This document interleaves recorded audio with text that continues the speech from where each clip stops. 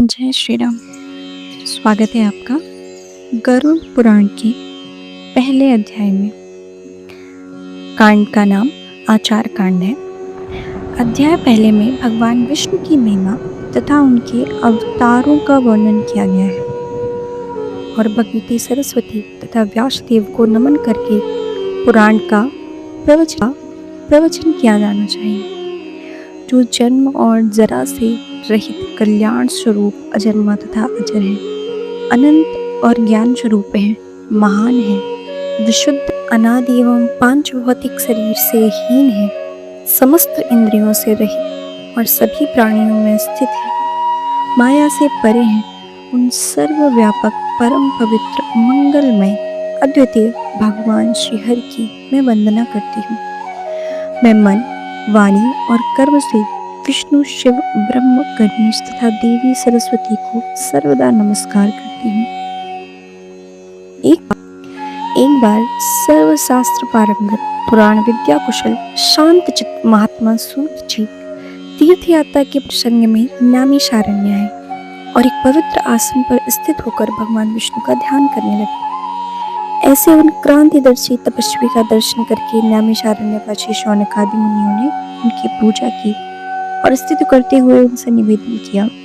ऋषियों ने कहा, हे सूत जी, आप तो सब कुछ जानते हैं, इसलिए हम आपसे पूछते हैं कि देवताओं में सर्वश्रेष्ठ देव कौन है, ईश्वर कौन है, पूज्य कौन है, ध्यान करने योग्य कौन है, इस जगत के सृष्टा पालन करता और संघटता कौन है, किनके द्वारा ये सनातन धर्म प्रवर्तित हो रहा है, कौन दुष्टों का विनाशक है, उन देवता का स्वरूप कैसा है और इस संपूर्ण जगत की सृष्टि कैसे हुई, किन व्रतों का पालन करने से वो देव संतुष्ट होते हैं, किस योग के द्वारा उनको प्राप्त किया जा सकता है, उनके कितने अवतार हैं, उनकी वंश परंपरा कैसी है, वर्ण आश्रमादि धर्मों के प्रवर्तक और रक्षक कौन है।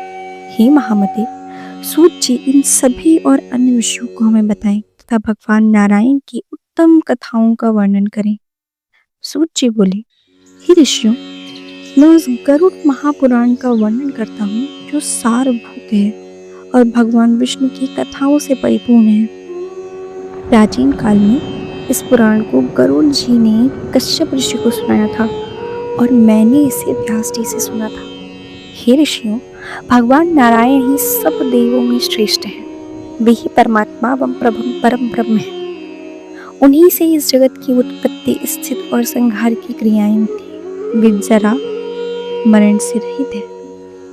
वे भगवान वासुदेव अजन्मा होते हुए भी जगत की रक्षा के लिए सनत कुमार आदि अनेक रूपों में अवतार ग्रहण करते हैं। हे ब्राह्मण,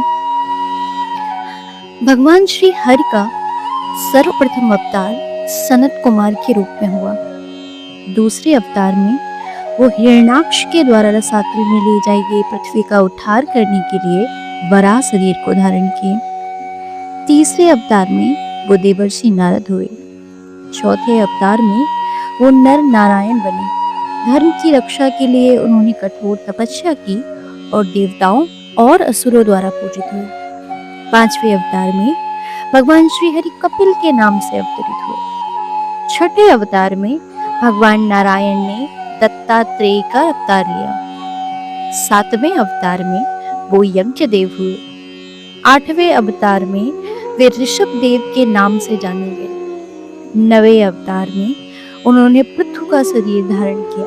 उनका 10वां अवतार मत्स्य अवतार हुआ। 11वें अवतार में उन्होंने कूर्म का रूप ग्रहण किया और मंदराचल पर्वत को अपनी पीठ पर धारण किया।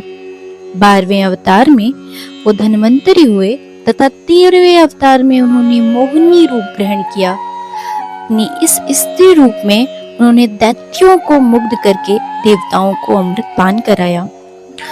14वें अवतार में भगवान विष्णु नरसिंह का रूप धारण करके अपने तेज नखों से दैत्यराज हिरण्याकश्यप का हृदय विदीर्ण किया। 15वें अवतार में वे वामन रूप धारण करे। 16वें परशुराम नामक अवतार में वो ब्राह्मण का रूप धारण कर क्षत्रियों के अत्याचार को देखकर 21 बार उन्होंने पृथ्वी को क्षत्रियों से रहित किया। 17वें अवतार में वो व्यास के नाम से अवतरित हुए और मनुष्यों की मूर्खता को जान के उन्होंने वेदों का निर्माण किया। 18वां अवतार भगवान हरि ने श्री राम के नाम से लिया।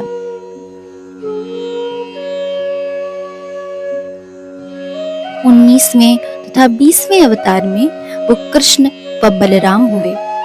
में अवतार में भगवान विष्णु कलयुग की संधि के अंत में देवद्रोहियों को मोहित करने के लिए कीकट देश में जिन पुत्र बुद्ध के नाम से अवतीर्ण होंगे और इसके पश्चात कलयुग की 8वीं संध्या में अधिकांश राजवर्ग के समाप्त होने पर वे ही श्रीहरि विष्णु यशा नामक ब्राह्मण के घर में कल के नाम से अवतार ग्रहण करेंगे।